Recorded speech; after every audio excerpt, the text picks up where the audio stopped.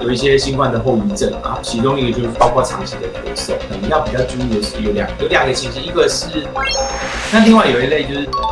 其实很多人都曾经感染过，或者是很多小朋友都曾经感染过，都还是建议一定要再找医师确认一下。台湾确诊新冠肺炎人数至今已经突破200万人，不少确诊者近期都会分享相关症状和经验，其中很多人康复后仍是会有咳嗽、喉痛等症状，让康复者紧张自己是不是再度确诊。不过每次筛检又是阴性，对此小儿科医师王伟立强调，咳嗽不见得是新冠后遗症的问题，有可能是这2个病症在作怪。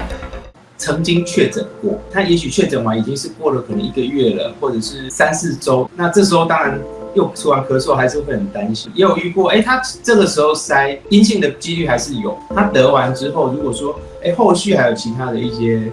症状，尤其是像感冒有很多种病毒嘛，不过那种咳嗽很久是会让这些新冠确诊的病人特别紧张，因为我们知道有一些新冠的后遗症啊，其中一个就是包括长期的咳嗽。那这些病人其实我们可能要比较注意的是有两个情形，一个是过敏咳就是说真的是过敏性气喘而导致的咳嗽，因为前一阵子下雨啊，潮湿的天气也有很多人过敏老毛病犯了这样，所以咳嗽特别严重。那另外有一类就是像这种其他的病原菌感染，那在这里面就是肺炎霉菌是一个很值得要考虑的，因为这个肺炎霉菌其实很多人都曾经感染过，或者是很多小朋友都曾经感染过，家长其实也都知道。那这也就是说，他一咳嗽之后，大概都会咳个3、4周以上。那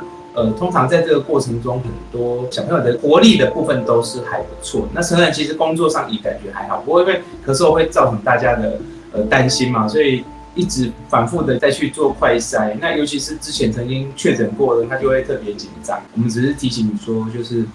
这个情形的话，还是要考虑也有可能有其他的病原菌的感染。在食道逆流的部分是大概2个族群比较常见，因为长期咳嗽而后来被发现到是跟肠胃道有状况的，像是食道逆流。第一个就是当然就是老人家的族群嘛，他的这个状况是比较常见。那另外一个常见族群在婴幼儿，一般是在2岁以下，甚至是1岁以下的小朋友，因为